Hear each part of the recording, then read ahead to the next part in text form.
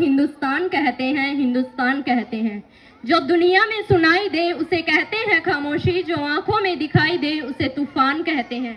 जो ये दीवार का सुराख है साहब, जो ये दीवार का सुराख है, चाइना, अमेरिका, पाकिस्तान साजिशों का हिस्सा है, मगर हम इसे अपने घर का रोशनदान कहते हैं, अपने घर का रोशनदान कहते हैं।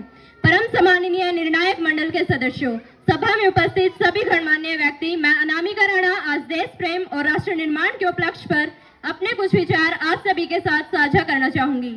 आजादी, आजादी का असली मतलब वही समझ सकता है जिसने कभी गुलामी की हो।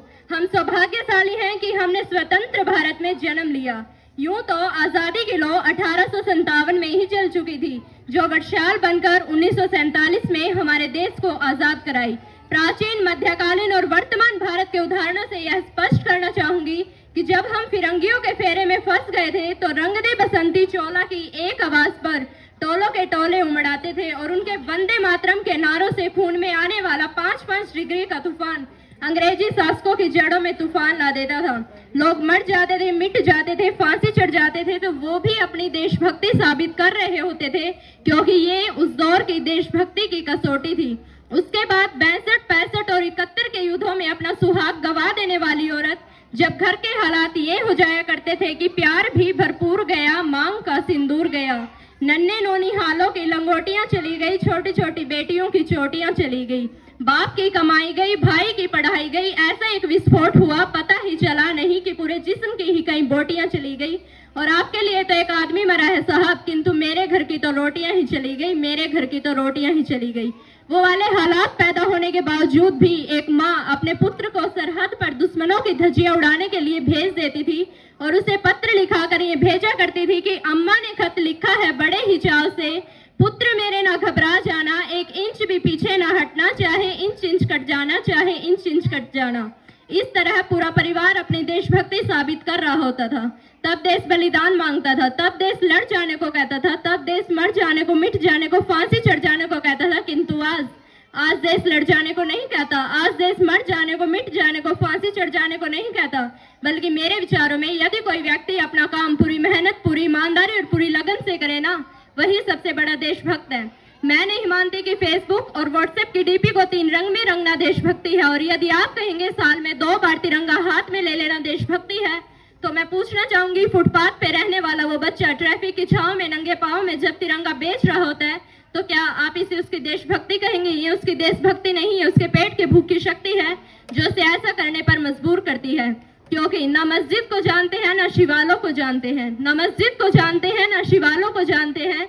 जो पेट के भूखे होते हैं ना, वो सिर्फ भोजन के निवालों को जानते हैं, वो सिर्फ भोजन के निवालों को जानते हैं।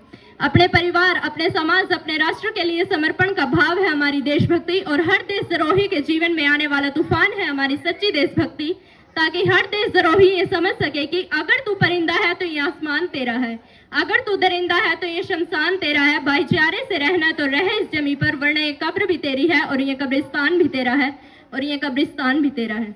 एक देशद्रोही से ज्यादा हमारी देशभक्ति तब आहत होती है जब एक बेटा अपने बूढ़े माँ बाप को वृद्धाश्रम की चौखट पर छोड़ आता है।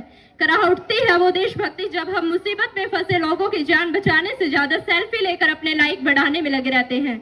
आज के इस दौर में वो युवा जिनके ऊपर जिम्मेदारी थी अपने देश, अपने समाज, अपने राष्ट्र की आशाओं को बांधे रखने की, आज वही युवा 4x4 इंच की छोटी सी स्क्रीन पर अपने कोमल उंगलियों के घर्षण मात्र से अपनी भावनाओं की इमोजी भेज रहा है।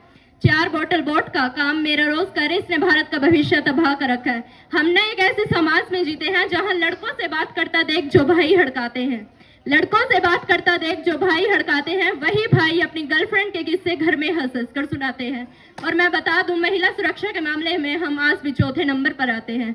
हमने एक ऐसे समाज में जीते हैं जहां पत्थर की मुहूर्त को लगते हैं 56 भोग, भूखे नंगे तड़पते सो जाते हैं लोग, भूखे नंगे तड़पते सो जाते हैं लोग।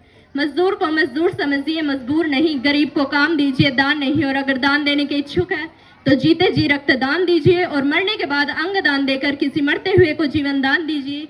यही सच्ची देशभक्ति और यही सच्चा राष्ट्र प्रेम है। ना सरकार मेरी है, ना रब मेरा है, ना सरकार मेरी है, ना रब मेरा है, और ना ही ये बड़ा सा नाम मेरा है, बस इतनी सी बात का गुरूर है मुझे कि मैं भारत की हूँ और ये भारत मेरा है और ये भारत मेरा है। और एक वैचारिक बीमारी भी हमारे समाज में मुझे नजर आती है और कहा जाता है कि हम दुनिया के सबसे बड़े लोकतंत्र हैं, जहाँ हिंदू पैदा होते हैं, मुस्लिम, सिख, ईसाई भी पैदा होते हैं, किंतु बदकिस्मती है कि अब इंसान पैदा नहीं होते। और मेरे विचारों में ना हिंदू की जरूरत है ना मुसलमान की जरूरत है। राष्ट्र निर्माण के लिए तो केवल अच्छे इंसान की जरूरत है, केवल अच्छे इंसान की जरूरत है। जरा सोच कर देखिए, ये पेड़ पौधे और शाखाएं भी परेशान हो जाए अगर परिंदे भी हिंदू और मुसलमान हो जाए। और एक शैक्षिक बीमारी भी हमारे समाज में मुझे नजर आती है और बड़े ही आश्चर्य की बात है कि जिस देश ने पूरी दुनिया को तक्षशिला और नालंदा दे करके विश्वविद्यालय शिक्षा की बुनियाद रखी, आज विश्व के 100 सर्वश्रेष्ठ विश्वविद्यालयों में हमारा एक भी विश्वविद्यालय खड़ा नहीं हो पाता। जहां एक और हमारे पास IIT, IIM और NIT जैसे शिक्षण संस्थान हैं, वहीं दूसरी ओर इस देश के गरीबों को बेरोजगारी की जमात में खड़ा करने के लिए उनके हाथों में सर्व शिक्षा अभियान का झुंझुना पकड़ा दिया जाता है। और मैं बता दूं, इस शैक्षिक बीमारी का केवल एक कारण वो ये कि हमारे देश की शिक्षा नीति केवल 2 तरह के लोगों के लिए बनती है। पहले वो जो विद्वान हैं और दूसरे वो जो धनवान हैं। इस तरह की कई गजब की बीमारियां हैं और इन बीमारियों की जड़ है हमारा अंधविश्वास। जब तक इस देश का युवा अपनी सफलता के लिए मंदिर में जा जाकर नारियल फोड़ फोड़ कर भगवान के सामने रिश्वत लगाता रहेगा, इस समाज का शिक्षित वर्ग ही बिल्ली के रास्ता काटने पर खड़े हो जाना, अपने धर्म, अपनी जाति को ऊंचा मानकर दूसरों के धर्म की अवहेलना करता रहेगा, तब तक ना तो इस देश का अंधविश्वास खत्म होगा और ना ही हमारा राष्ट्र निर्माण संभव होगा। हमारी संस्कृति, हमारी सभ्यता को सबने शीश नवाया है, फिर क्यों आस्था के नाम पर हमने अंधविश्वास फैलाया है। हमारा राष्ट्र निर्माण तब संभव होगा जब इस देश में महिलाओं की पूजा नहीं, उनकी इज्जत की जाएगी। राष्ट्र निर्माण तब संभव होगा जब हम जाति का निरीक्षण नहीं बल्कि सामाजिक शक्तिकरण पर बात करेंगे। हमारा राष्ट्र निर्माण तब संभव होगा जब स्वच्छता अभियान में केवल सरकार ही नहीं बल्कि सड़क पर चलने वाला हर एक नागरिक हाथ बटाएगा, स्वच्छ भारत को दिल से अपनाएगा। और असल मायने में हमारा राष्ट्र निर्माण तब संभव होगा जब एक गरीब बच्चा मध्याह्न भोजन के लिए नहीं बल्कि ज्ञान अर्जन के लिए सरकारी स्कूल की चौखट पर कदम रखेगा। और हमारा राष्ट्र निर्माण तब तक संभव नहीं होगा जब तक एक नागरिक नैतिक रूप से क्षीण, चारित्रिक रूप से भ्रष्ट, मानसिक रूप से दिवालिया, धार्मिक रूप से अंधा, राजनीतिक रूप से गंदा, स्वैच्छिक मान मूल्यों के आंकड़ों में जिन शीर्ण पैपंदमय अखंड भारत को खंड खंड करता रहेगा, तब तक हमारा राष्ट्र निर्माण संभव नहीं होगा। बड़ी बड़ी बातें नहीं, छोटी छोटी कोशिशें करनी होगी, क्योंकि ठोकर हमें पहाड़ों से नहीं पत्थरों से लगा करती है। I being an Indian, I being a student, I being a simple daughter of this motherland, be proud to be an Indian। और मैं सैल्यूट करना चाहूंगी सरहद पर हमारी रक्षा के लिए दिन रात खड़े हो उस जवान का, इस देश के पुलिस प्रशासन और किसान का, और इस देश के हर उस नागरिक का जो अपना काम पूरी मेहनत, पूरी ईमानदारी और पूरी लगन से करते हैं, जिनके बिना राष्ट्र निर्माण की कल्पना करना भी असंभव सा लगता है।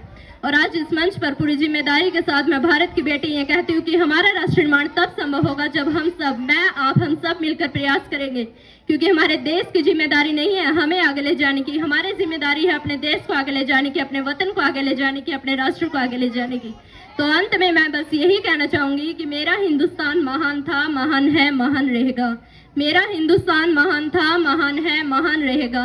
होगा हौसला सबके दिलों में बुलंद तो एक दिन पाकिस्तान भी जय हिंद कहेगा। अरे पाकिस्तान ही क्यों, सारा जहान जय हिंद कहेगा, क्योंकि सारे जहां से अच्छा हिंदू से था हमारा, सारे जहां से अच्छा हिंदू से था हमारा, हम बुलबुलें हैं इसकी, ये गुलिस्तान हमारा, ये गुलिस्तान हमारा। जय हिंद, वंदे मातरम।